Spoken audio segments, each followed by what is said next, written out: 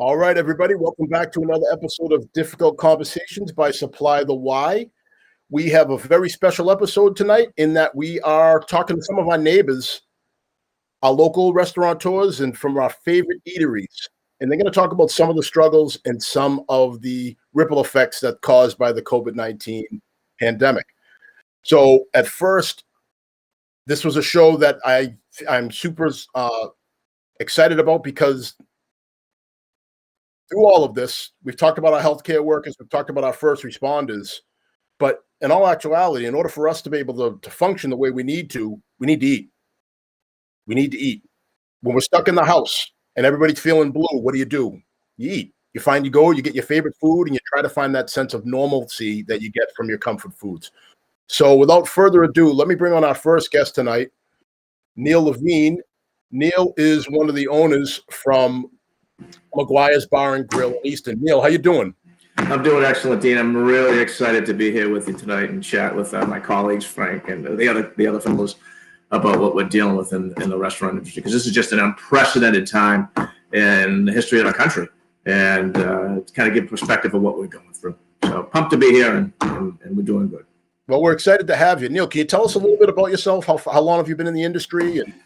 Well, I'm 56. I started when I was about 12 years old, washing dishes and bussing tables. And we've been at McGuire's since 1993, June 6th of 1993. So almost 30 years that we've been in business there.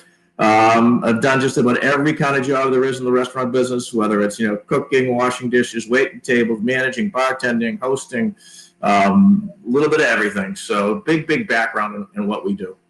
Outstanding. We're glad that you were able to take time away from your business and your family to be here and shed a little light on what you're going through. Thanks, buddy. All right. So the next guest is none other than Stoughton's own Joseph Deagle of Deagle Local Diner. Joe, how you doing? Good, Dean. Thank you very much for having me on. It's going to be great as well to be able to chat with the other guests that are here tonight, see what kind of struggles they're going and best practices of what they're doing to survive in these times. It's definitely, if you don't adapt and you don't change, you're not going to succeed right now. Tell us a little bit about what you're going through and what your day-to-day is like. Well, with day-to-day, we have changed our structure has now switched from dine-in to more takeout.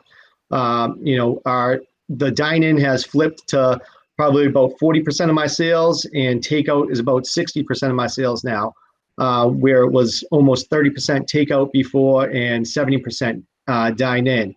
And with the amount of people, with limited seating and limited seats and tables inside, I wasn't able to do the outdoor seating during the summer. I would have had to close down half my parking lot, which would have taken away my takeout window.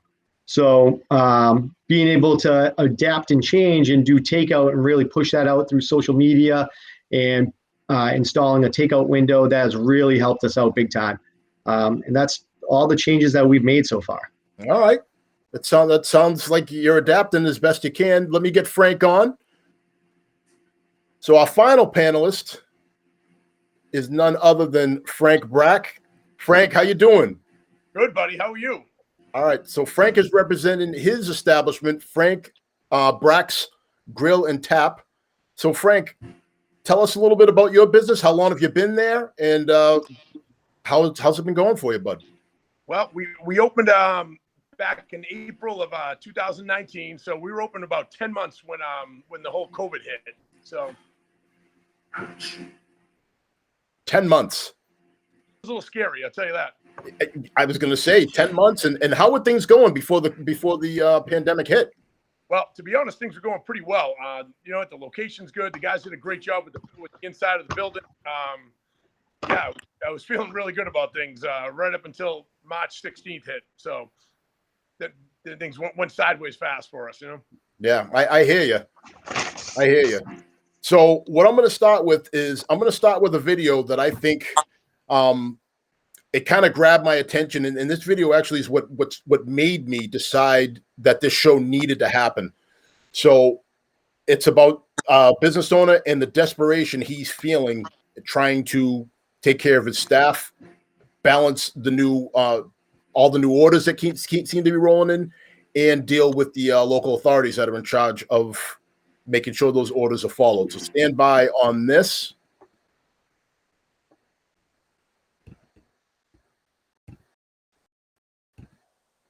Yeah, because come in here and say no one can work, so he can't work either. Where do you work?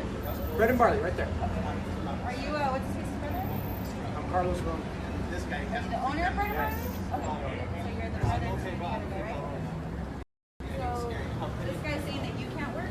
Yes. Do you know who works at? Health department. The health department? Yeah, he decided to come today and take pictures of people outside and say that you gotta fine us and we can't work out here. So if we can't work, he can't work. Okay, can you do me a huge favor? I'm not moving my truck. You better get your supervisor out. Yeah, John, this is what happens He's not when gonna go people anywhere. get desperate. He's not going to go. I'm desperate. Okay, he's not Who's gonna pay her car payment? Who's gonna pay my cook's rent? Listen, I will get Him? a supervisor out here for you, but just so it's not hard. This guy needs to know how hard it is. We get a supervisor. That's what he needs to know. You're out here enforcing, doing your job. Did you get a paycheck on Friday? Did you get a paycheck? My people don't. I bet you got a paycheck, didn't you? You're just doing your job, right? We're all in this together. When I go to the bank, do I tell the bank the health department said it's okay? The health department said I don't have to pay you. The health department said I can't make a living. Hey, sir. I can't make Sir, any money. Sir, Is that what I tell the bank? sir, can you step up here for me, please? What do I tell my employees? What do I tell my employees?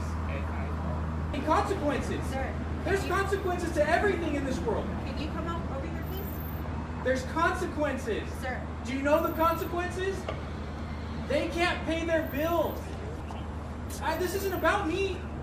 They can't pay their bills. The cook just had a baby. He's with his family right now. He just had a Hey, baby. sir, I'm gonna need you to step over here, okay? Like I said, I don't want to make it a bigger issue than it is, but I'm asking you nicely, okay? We already have a tow on the way to tow your truck because you're not cooperating. You're talking Okay. to a desperate You're man. talking to somebody who's getting orders from his supervisor. I understand you're the owner for a business, but this is not the way to settle things. What is? You can talk to a What is? supervisor. What talk is? to John Curley. You can talk I've to been the talking to city. supervisors It's for not how his long fault. now? It's not his fault. How long have I been talking to supervisors? Okay. I talked to his That's supervisor. fine. Let's go step over here so it's not a big deal. Like I said, I don't want to put my God hands on you. damn. Let's go over here so we can talk real quick. My supervisor's already coming and you can talk to him, okay? But I need you to not make a big scene. I understand you're upset. A lot of people are upset. But it's unnecessary that you're doing all of this. I'm asking you to move your truck so you don't get it towed. What's the law? You're up talk to him. I'm asking the law. What's the law? You're up talk to him. This is a health issue, the health department issue. You know that. It's a health issue, and I can't operate anymore, man. Desperate. Desperate. I can't pay my bills. I'm gonna look at my kids and say, guys, it's a matter of time before we start again. Right? There's nothing we can do. We're all in this together. We'll just all starve to death and die. You guys all got a paycheck, right? City budget passed. Everyone's got their paychecks. She doesn't. The cook doesn't. My head chef just had a All right. That's a tough video to watch. Frank, we'll go to you first on this. Sure. Any of that resonate with you? Some of the difficulties that you've had as a new restaurant? Well, I wasn't able to see the video, unfortunately, but it didn't show up on my feed. But I mean, All right, so let me break it down for you. That was a video of a restaurant owner that was being hit hard with the restrictions by his municipality, his local Board of Health, and he blocked in the Board of Health inspector with his truck out of frustration because they were restricting his business and was not allowing him to operate the way he needed to operate. So have you had any issues like that as far as being restricted and maybe being at odds with your Board of Health at all? well, yeah, we haven't been in odds with the Board of Health so much. I did have one issue with the Alcoholic Beverage Commission, who seems to be spearheading the things like the curfew. That they seem to be the enforcement end of the way the state's handling the curfew. So, Can you tell us a little bit right about after what they laid happened down there? I'm sorry, what's that?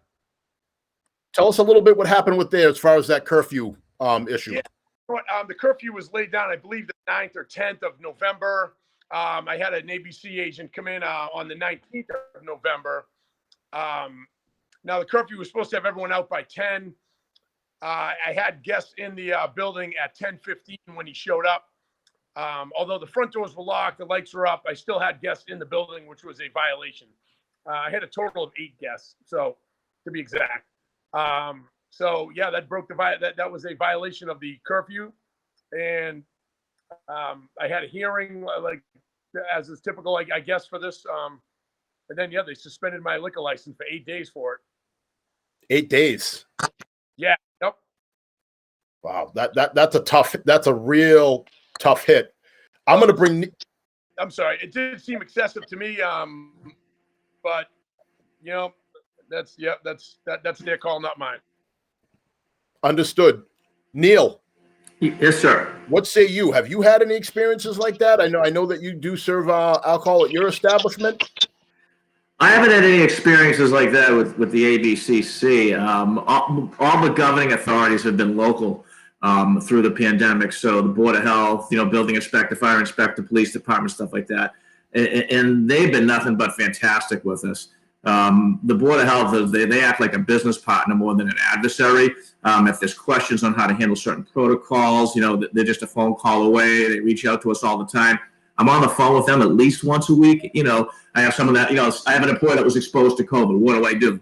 How long do they have to quarantine? And they give me the spreadsheets, they give me the protocols.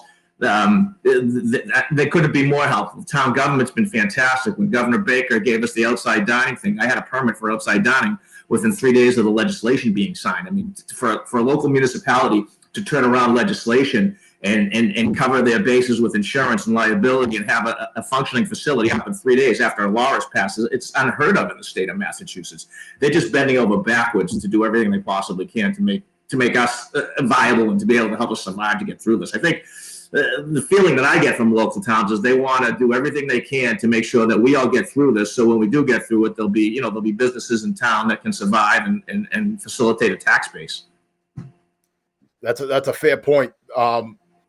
It would stand to reason that your local municipalities would want to work with you and help you through this for that very reason, because if you're gone, obviously that means that the tax base is gone. So it's definitely, it should be a win-win proposition to keep you around. Joe, how about you? What have your experiences been with as far as, with the Board of Health authorities and all the restrictions? Everything's been really positive. As Neil touched on, I stay in close contact with them. If I have a question, I call them. Sean and Larry over at the Board of Health in Stoughton are amazing. Every time something came up, or if I had a question, especially in the beginning about mask use, people wearing masks for the kitchen staff, they answer my questions so quickly.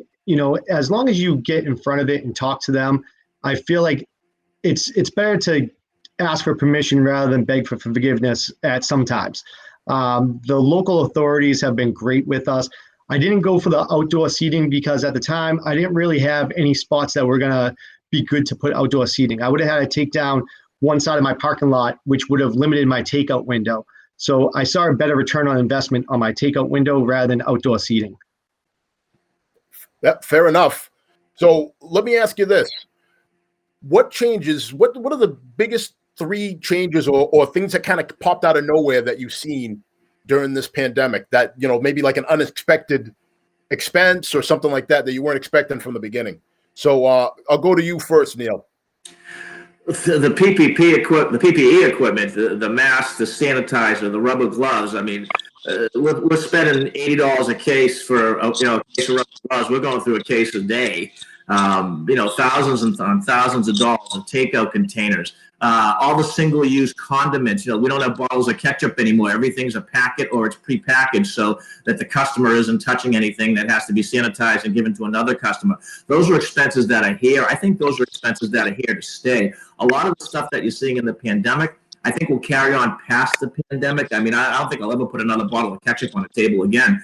It's all going to be single-use disposable. So I think there's some positive stuff that's coming out of this. It's going to cost us more in the long run, but I think we're going to have cleaner, healthier, sanitized restaurants. If you look at the data that's out there, disease is not transmitted in restaurants, and we are one of the safest, best places because we're trained in sanitation, we're trained in cleanliness, and we're keeping our place clean and sanitized all the time.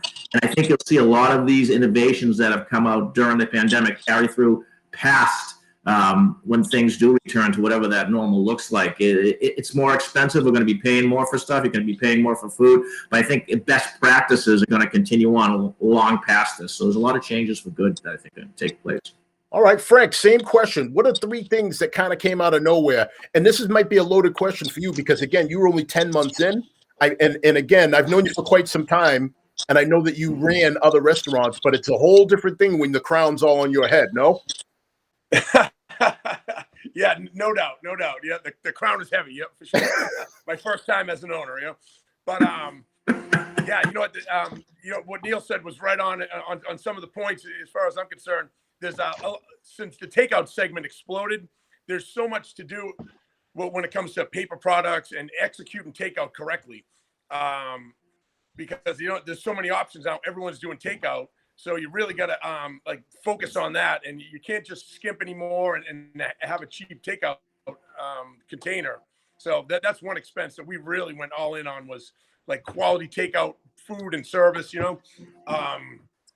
I mean, I built a patio kind of on the fly, and I'll give kudos to the city of Brockton. As much as I had a problem with the state, it was exactly the opposite. They have done everything they could to facilitate us in almost every way. And even the mayor himself, when I was working to get my permits for my outside patio, at one point he just said, open up the patio. And Bob, the gentleman from the Board of Health, came down. He said, open it up. We'll worry about the permits afterwards. And boom, so couldn't say enough positive about that. What else? Yeah, I mean, the cleaning supplies are overwhelming, the gloves and the masks and the wipes and all that. So that's been, that's a big expense. The plexiglass that quadrupled in price. So not surprisingly. But yeah, those are just some of the challenges I see. Well, fair enough.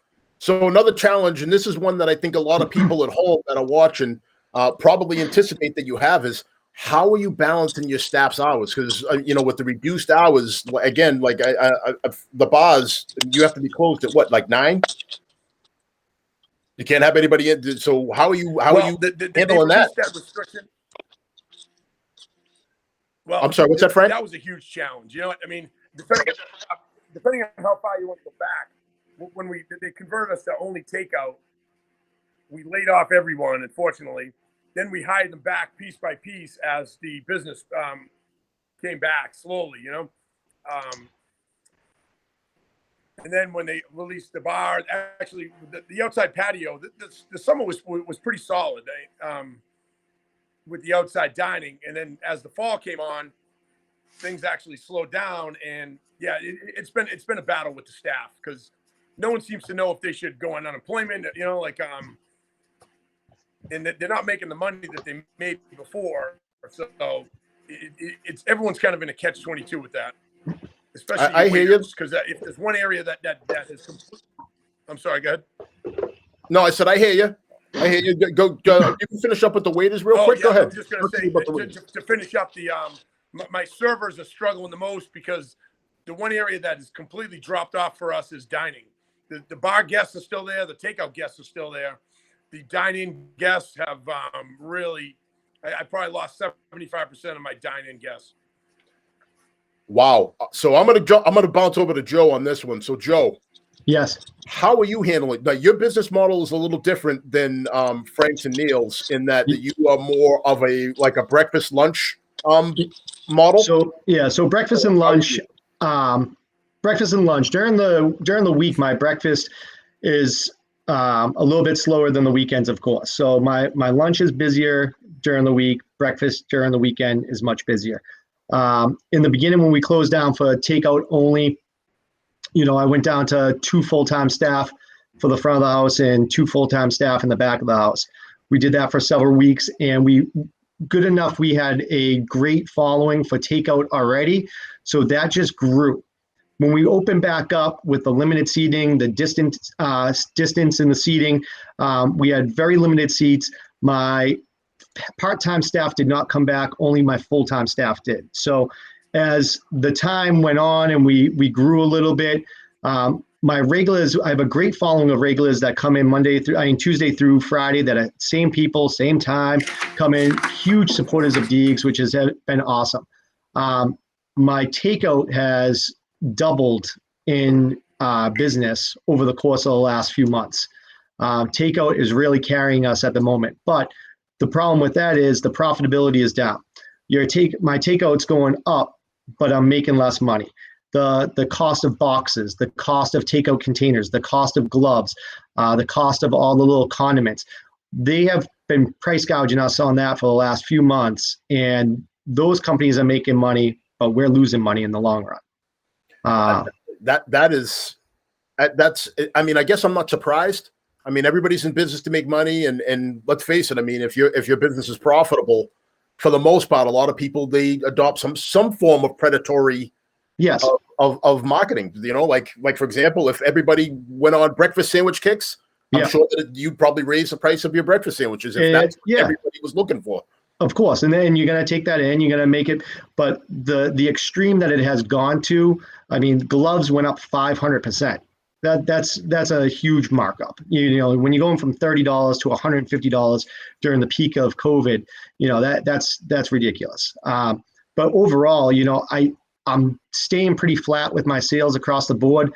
We have a great following. We have a great reputation. My staff is really what helps carry me.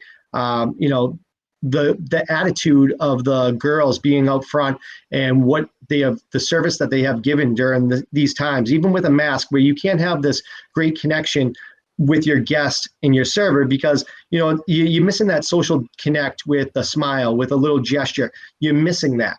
So to get that a point across with my servers, getting that point across to the guests at the table, it's huge. I thank them every day for people that are coming back in because of what they're doing out front for me. Well put. I'm going to bring Neil on real quick because we have a question from the chat. Neil, yes. So here is the question. Let me go ahead and throw it up on the screen here. It's a comment wrapped in a question. So Dwayne says it's great that Baker has now allowed 40% vacancy, but now it appears big government is looking to make the minimum wage $15 per hour in the midst of a pandemic. What challenges, in addition to COVID restrictions, are going to have on your business, the ones that you have? So if I read the question and understand it, how does the $15 per hour minimum wage affect us? Is that Yep. And what other challenges is COVID putting on your business? Well, COVID's put a huge challenge on our business. The minimum wage hike in Massachusetts is going up to $15. It's been going up every year for the past several years. It's at $13.50 an hour right now. There isn't anybody in my business that makes $13.50 an hour. Everyone that works there makes a living wage greater than that. And when this happened back on March 15th was when the governor announced the restaurant shutdown when we could only open for takeout. We made a commitment to our staff. We said we're not going to lay anybody off. If I have 10 hours and 10 employees, you'll each get an hour. So we've got 44 people and everyone's working. The kitchen's busy, but the pandemic, the challenges are, you've been cruising along with this business model. For us, it's been 30 years, and all of a sudden your business model changes and you have to reinvent yourself. And you just can't turn on a dime, but we have to turn on a dime if we want to survive. So you reinvent your entire business model. We were a sit-down restaurant that did 90% dine-in and 10% takeout. Then we become a takeout restaurant completely. And we're not designed for that. So, okay, we're going to do takeout. We start doing takeout, and that's great. And then the governor says, okay, now you can open up outside. So now we're going to figure out, okay, how are we going to do takeout, which is the majority of what we're doing, and a little bit of dine-in. So you kind of change the business model again. And then they say, okay, we're going to give you a little bit of inside. Then you change your business model again. And then they take away some of your dine-in when they cut back on your capacity. They cut back on your hours. So we're constantly changing and adapting to every possible situation. Now, the restaurant business typically runs at a 4 to 6% profit margin on sales. So for every dollar that you sell, you make 4 to 6 cents per dollar. That's in a perfect world when you have 100% capacity, 100% operating hours. You're selling booze, you're selling food, you're selling all the additions, that type of stuff. You take that away, the profit margin disappears. So we know how to make 4 to 6 cents on a dollar. We've been doing it for 30 years. That's how we operate. Now it's like we got to learn it all over again. And as soon as we figure out how to operate and how to get the food out in a timely manner, they change the rules on us. And then we have to sit back and we have to figure it all out again. How we're going to make this work, and how we're going to cover our costs, and how we're going to pay for the takeout containers, and how we're going to pay the extra money that we have to pay in wages for all the people who have to wipe the tables down more than we used to. It's a constant adapting. It's a constant changing. You can face any problem with proper planning, but it's hard to be able to plan and turn on a dime. And that's the biggest challenge, I think, of this whole pandemic, is how we constantly have to adapt with every headline, with every decree, and with every order. That's what we're trying to do here, is because I wouldn't have thought of all of that. You great explanation of what your profit margins are, how much you're looking to make per dollar. So Frank, your turn to be on the hot seat here. Same question for you. I'll go ahead and I'll throw that back on the screen. Thank you, Neil, for that. So what are some of the challenges that you're facing with the impending raise in your minimum wages and other COVID restrictions, Frank? All right. So Frank might be having some technical difficulties. Let me go to Joe. It's the constant. All right. So Joe, same question for you. So my staff all makes over minimum wage at the moment. So like Neil was saying, take care of your staff, and your staff will take care of you. The biggest thing that I'm worried about right now is there's a stimulus there's a tax bill in the stimulus package that could come out that could ruin all small restaurants right now. There's two different pay wages for employees in Massachusetts. There's a tipped minimum wage and there's a regular minimum wage.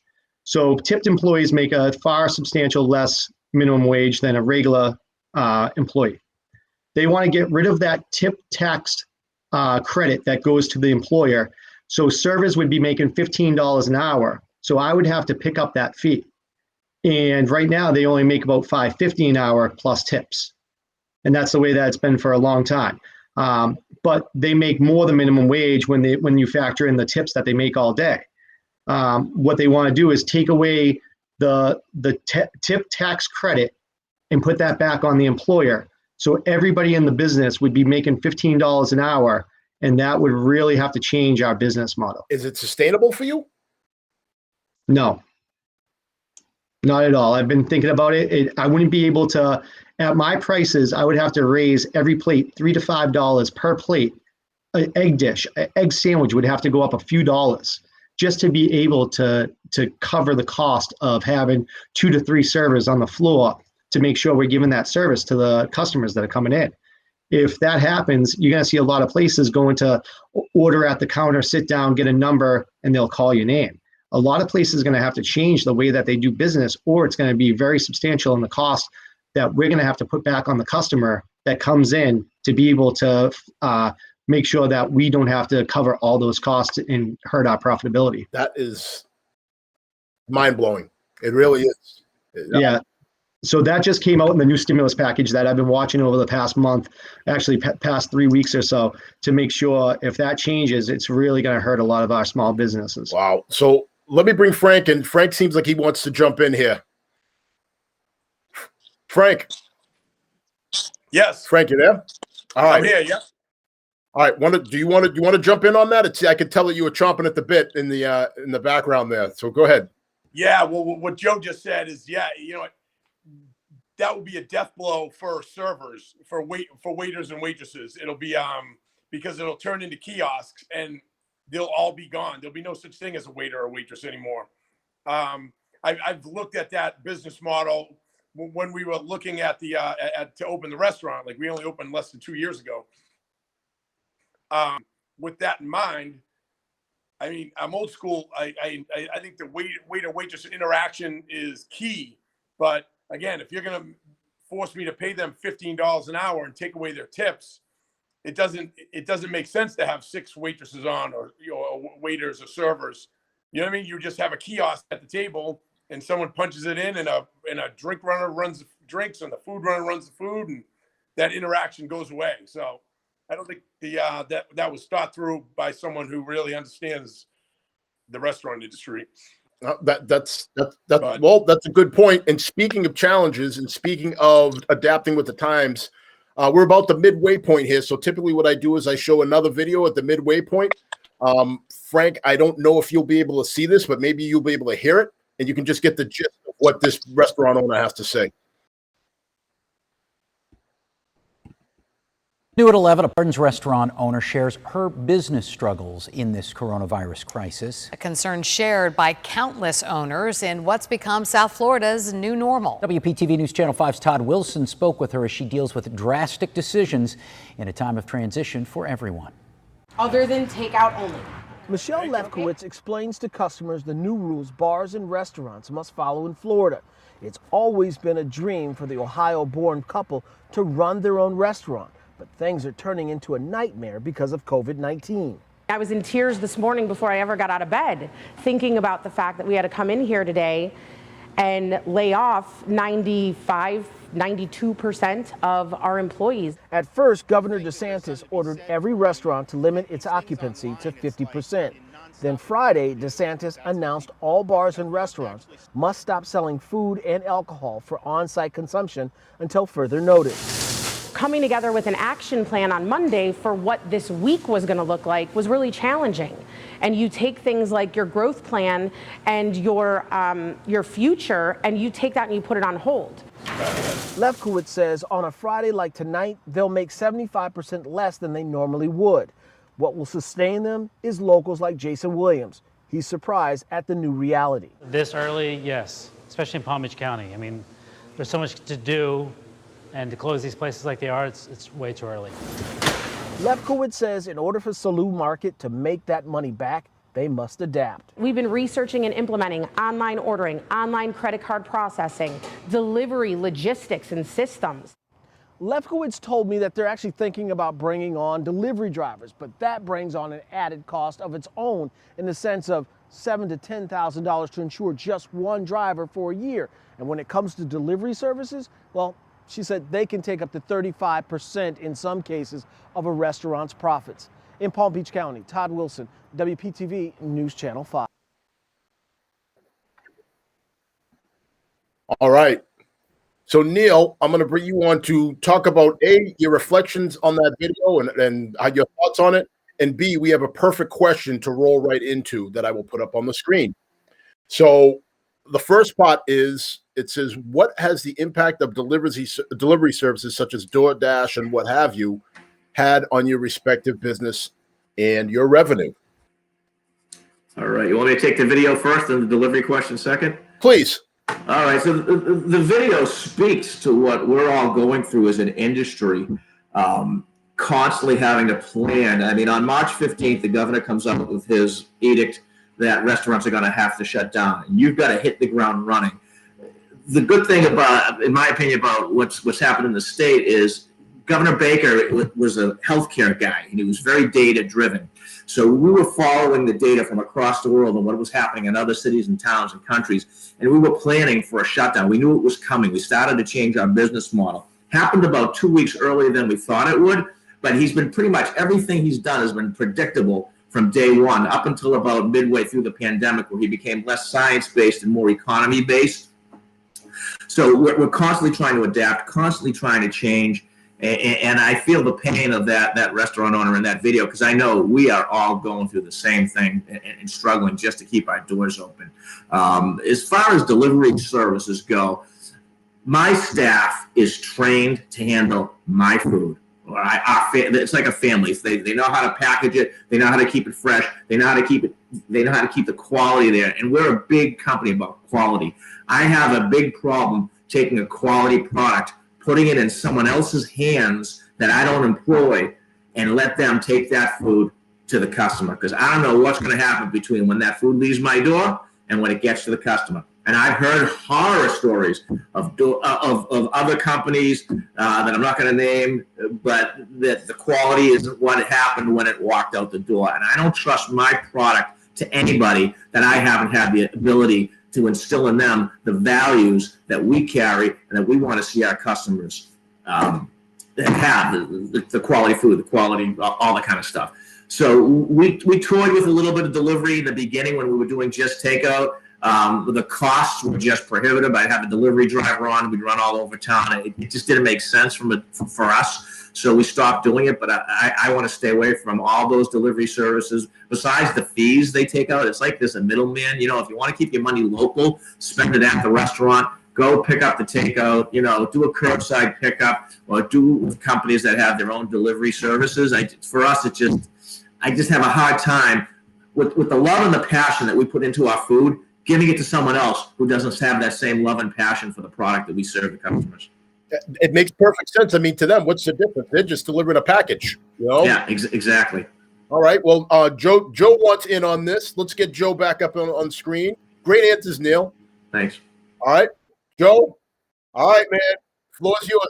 I can hear you in the back. So it's so it's the same thing that Neil was saying. I was watching what was going on the West Coast, seeing what is going to happen with the shutdowns, and I was pretty predictable on what was going to happen here, and we stayed ahead of it. I do Uber Eats, and I had to do it, and I stayed on top of it. The biggest thing is to make sure that we pack it properly. We put the food in hot. Everything's there. My girls do a great job making sure everything's in the box, everything's in the package, condiments, everything's there. Out of the thousands of orders that have gone out, I'll say there's less than a handful that we've had complaints on. If I wasn't doing Uber at the moment, if I wasn't doing Uber in the beginning of the shutdown, I probably wouldn't have been able to stay open as long as I did. Even at the 30%, it still is profitable. It still gets my name out there. It still helps the business. I looked at getting my own drivers in, but $5,000 to $7,000 to have a delivery driver, it's almost an extra $500 per month on insurance for one delivery driver. So that's only one driver that can deliver one delivery per hour or whatever ever may be. And then if you have no drivers, if you have no deliveries, they're sitting there and I'm paying for that hourly employee just to sit there. So it doesn't make sense. The 30% that we pay to Uber, yes, it's tough to swallow sometimes, but I have people that come in that say, hey, I was at the office during the week. I got Uber delivery. It was so good that I knew I had to come in because it would be that much better. So as long as it drives a little bit of my sales, I see a good return on investment on it. In the beginning, it was hard to work with, but it definitely drives some of my business. I've been approached by other companies to try to expand my delivery, but I don't want to do it. One is enough. And as long as I get return of people coming back in, then it's worth it. That's the beauty of having different restaurateurs on here, because your experience is clearly very different than Neil's. So with that in mind, let's see what Frank has to say as far as his experiences. So Frank, what is your response to that video? I don't know if you were able to hear it. And if not, just talk about your experiences as far as delivery services. I'll put it up on the screen for you. So what are the impact of delivery services and how it's been on your respective businesses and your revenue? Yes.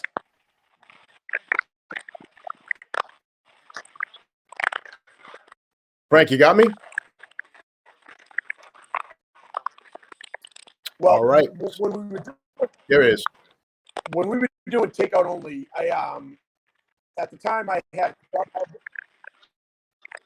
at DoorDash and Grubhub, and I actually had my sons do a delivery when we were just yeah, I can hear you. Go ahead. So we were doing delivery and hello? All right, Frank. Sorry, bud. Can you hear me? All right. So Frank's having technical difficulties here. We're going to have to come back to him somehow. All right. So, Neil, we have a question for you.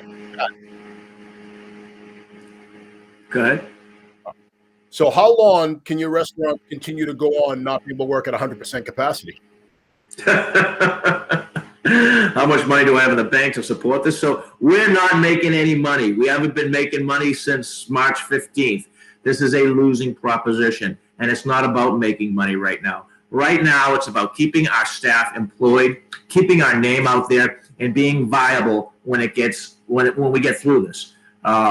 We could have shut down on March 15th and had the same amount of money in the bank as we have today. So how long can we continue? Hopefully we can break even at best. How long can we continue under these restrictions? I didn't see myself at 56 after being in the business my entire life since I was 12 years old and being open for 30 years as a restaurateur in this position, struggling to survive and hang on. We are fighters, and we will continue for however long it takes. I made a commitment to myself and my partners, I should say, made a commitment to our employees that we're going to keep them working. We're going to protect their jobs. We're going to protect their way of life. We're going to fight with everything we have to protect what we have built over the past 30 years. So how long can we stay open? However long it takes. That's it sounds like an absolute nightmare. You know, like, again, here you are. 56 isn't old, but it's tough to it would be tough to start over at 56 years old. So yeah, I certainly. There's no alternative, team. There's no alternative. We're protecting America. We're not just protecting the restaurant business. This is our country, and we've got to be there for people, and we've got to show support for people. We've got to let people know we got their back, and that's what this is about. And that's why local people need to come out and spend money at Deagle's or at Frank's Place or at McGuire's or whatever your favorite restaurant is. I went to Mario's Trattoria tonight and got takeout over in Easton because he has a great salad and a great pizza. We've got to be there for each other and help each other out to get through this. That's what this is about. Joe, I'm going to bounce to you. How much longer is this going to be sustainable for you? It's sales are down 28%, but I'm controlling the controllables that I can't. It's the only thing that you can control is what you're purchasing, what you're spending. All the other stuff is out of my control. I can't control the rent. The rent's going to be the same every month. As long as everything that I keep on saying to my staff is, if I can pay my bills at home, I can pay my bills at the restaurant, and the girls are making money while they're serving out there, then we're going to keep on going, because that's all that matters. The whole time that, even when we were closed, my dishwasher, my two full-time cooks, I kept on the payroll, and I was still paying them while we were closed, because I didn't want them to go on unemployment. I didn't want them to look for other jobs. And it was about 6 weeks while I did catering by myself, and my business partner, she was delivering all the catering every day for me.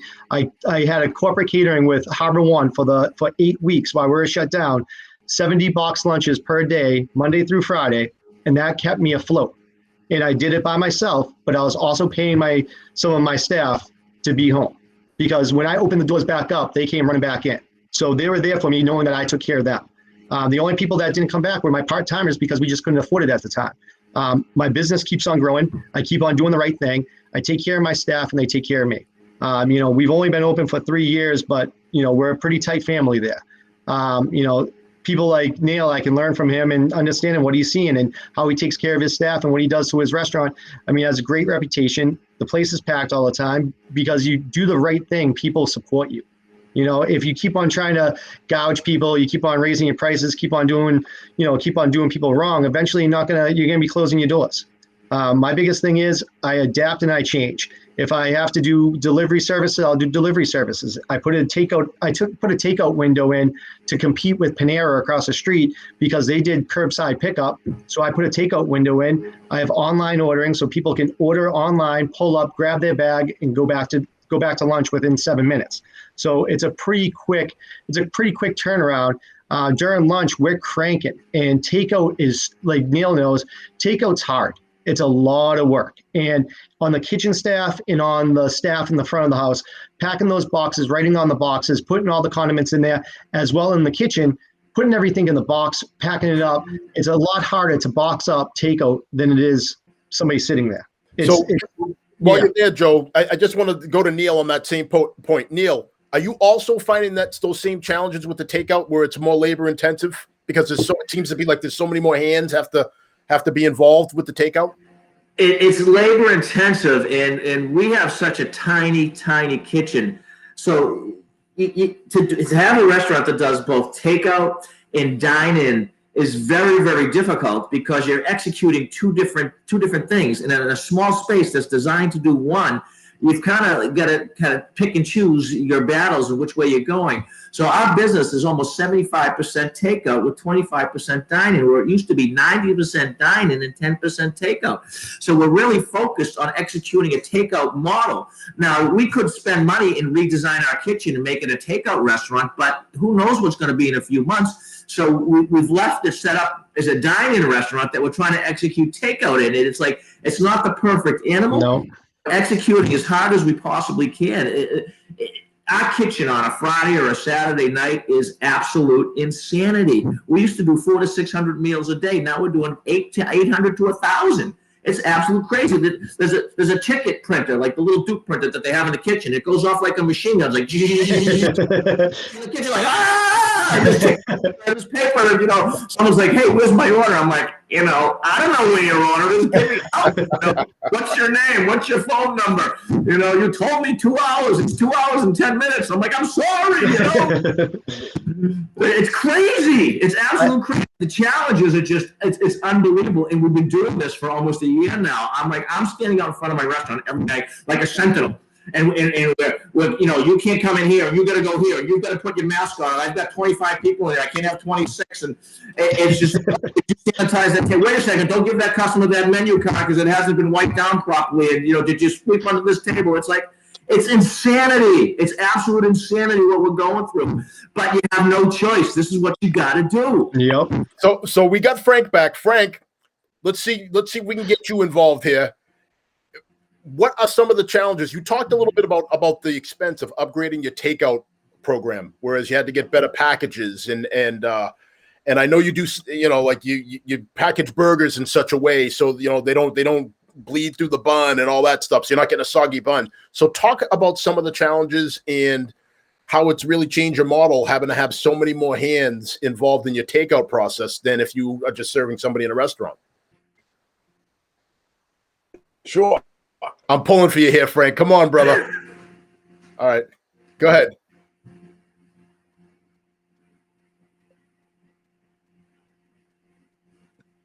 Nope. You got me at all?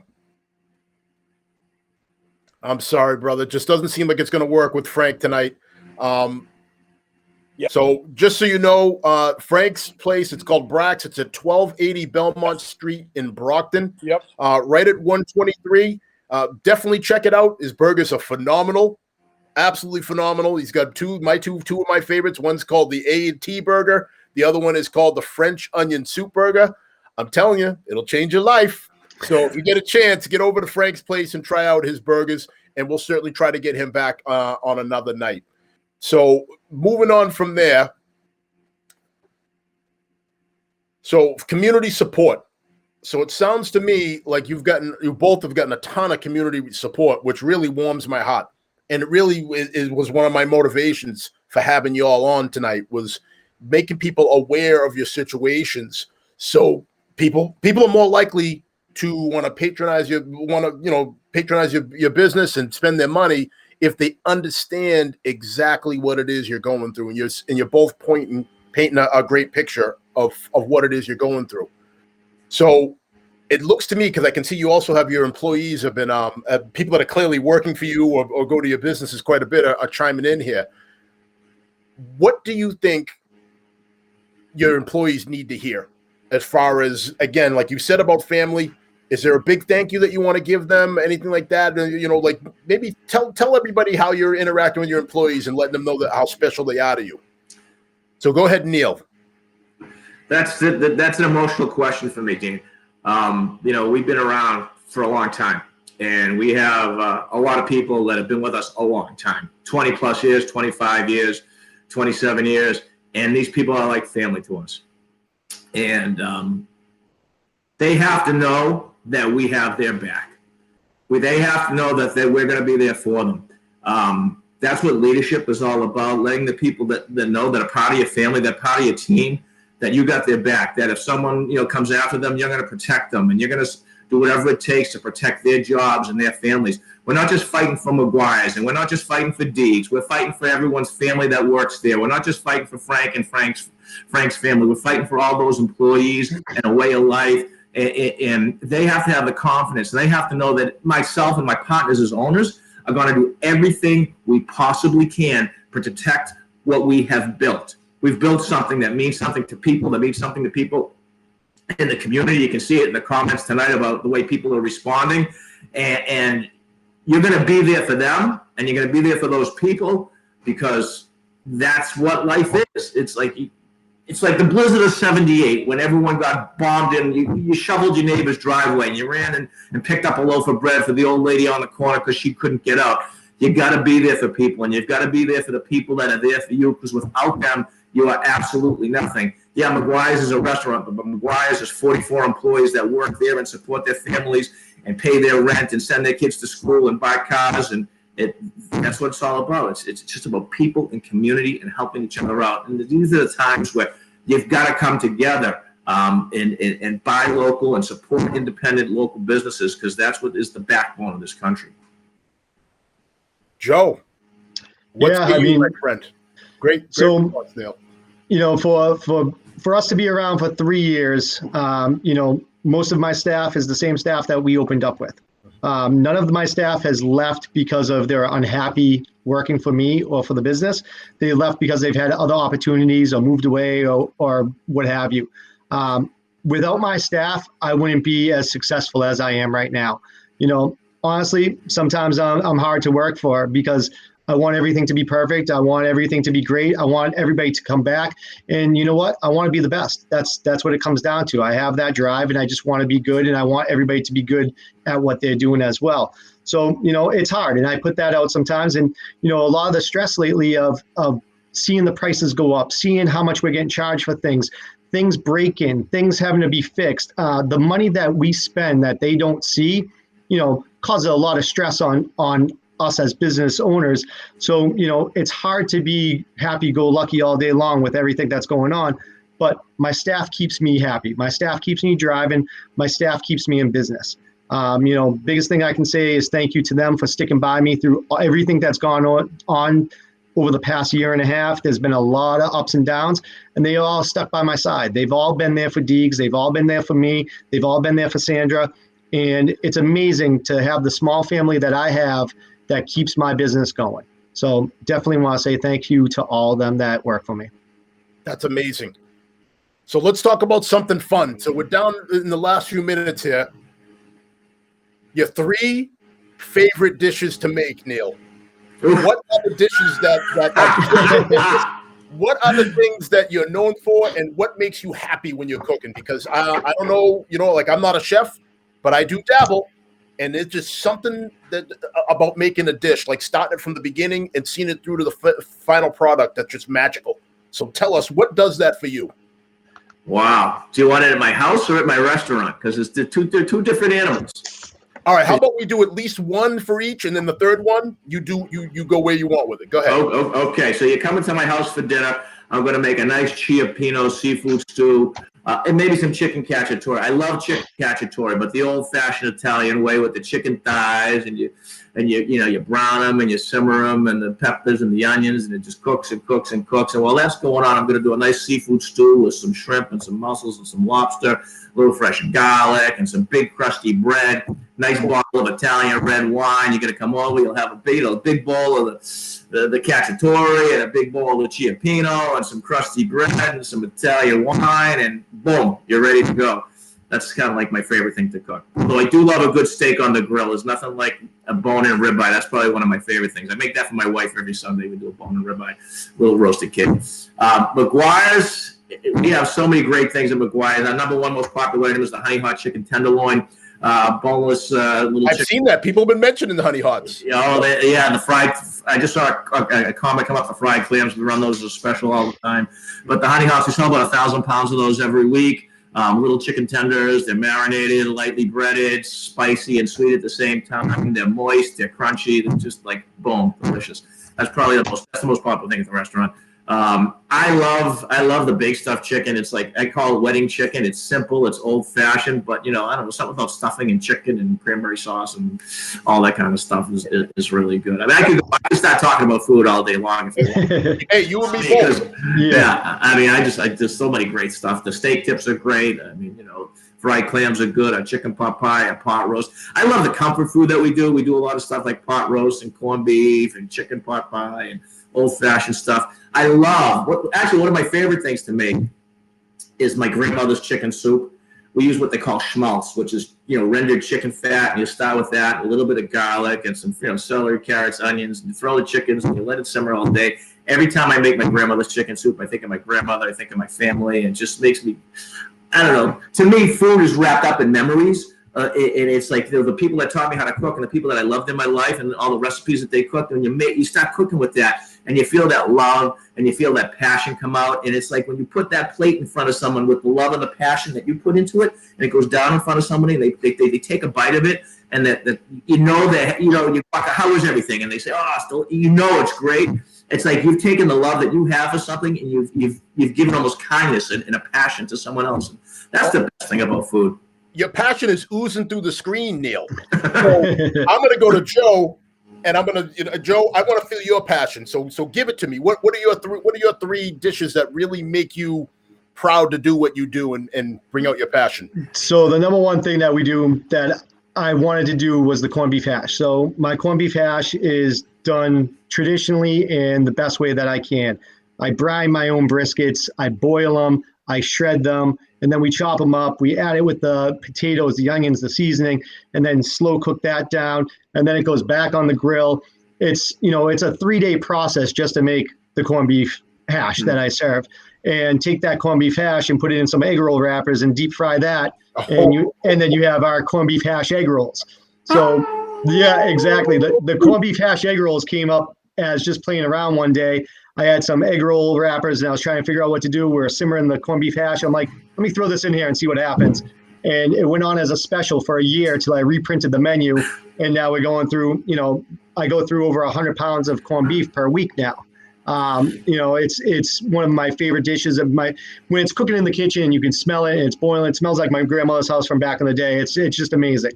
And then the other thing that has been ramping up in popularity that took a little while to take off was my chicken and waffles. The chicken and waffles, even with Uber right now, chicken and waffles is flying out the door right now.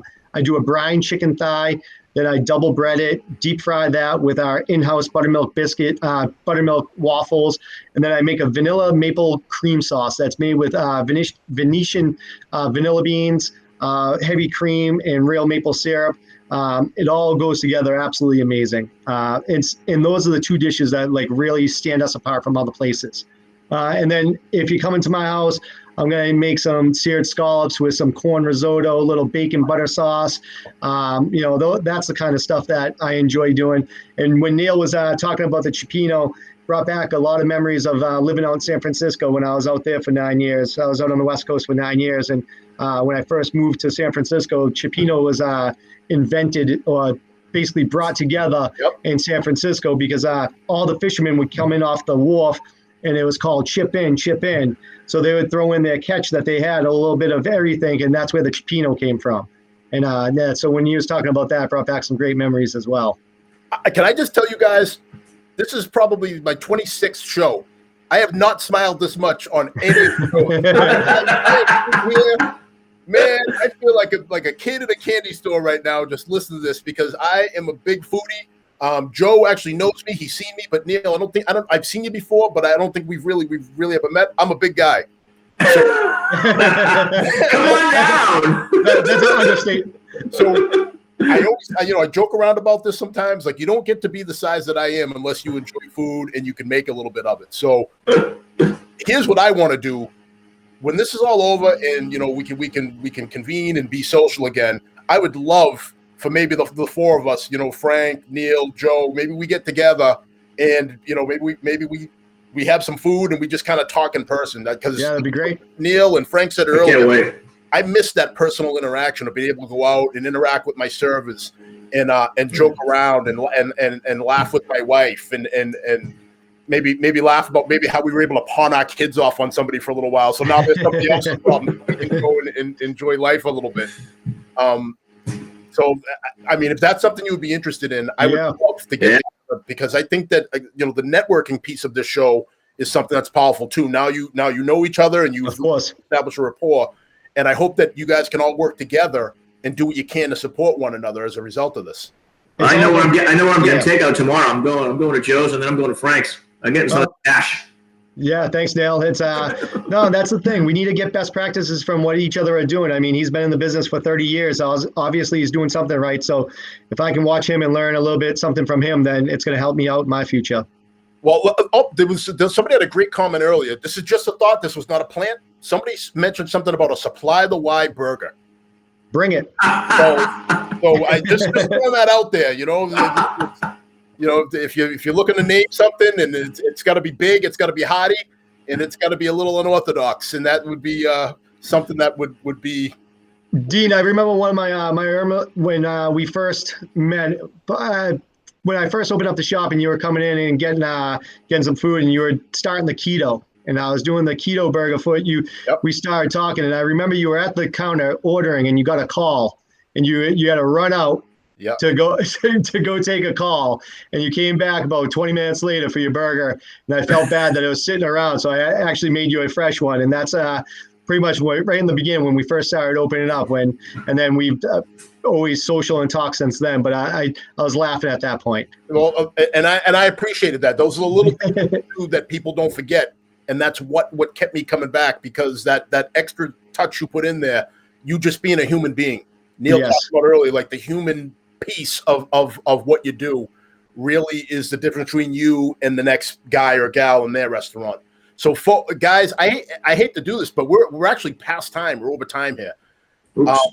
Really quick, in about 30 seconds or less, Neil, do you have any parting shots? How can people reach you? How can they follow your business? McGuire's Bar Grille. We're at 503 Foundry Street, which is Route 106 in Easton. 508-230-88 is our phone number. If you want to do takeout for curbside pickup, you can find us at mcguiresbarandgrill.com or on Facebook and Instagram at McGuiresBAG. All right. Thank you very much. Joe, what do you got for us? How can we reach you? So we're at 1261 Park Street in Stoughton, right over the Brockton line. We're open Tuesday through Sunday, 5:30 a.m. Opening time during the week, close at 2 p.m. Burgers, breakfast, everything served all day long. If you want a burger at 7 a.m., you can come in and get a burger. It's all good. You can find us at deagsdiner.com. We also use the Toast app. So if you can order online and save some time, and we have our pickup window. Call ahead and drive up to the window, and your food will be ready. Amazing. And both of you are on Facebook? Yes, your businesses are on Facebook? Yes, we are. Sir. All right. Gentlemen, thank you so much for this. This has been an amazing show. It's been enlightening. And quite frankly, it's been uplifting at a time where we need more positivity, and we need more people to show resiliency and a can-do attitude. And and you both have done that for everybody tonight. So thank you for that. Thank you personally. And again, I can't wait to get together with you guys in person at some point and celebrate what we've done here tonight, and hopefully the awareness we've brought to our local restaurants in our neighborhoods. So thank you for having me, Dave. Thank you very much. Pleasure. All right, everybody. So I'm going to wrap it up. This is the last bit of this episode. Thank everybody so much for taking time away from their family to join us. Come back next week. We're going to have more great content for you. Check us out on all of the platforms you see at the bottom of your screen. And as always, #SupplyTheWhy. Good night, everybody. Good night, guys. Thank you. Bye.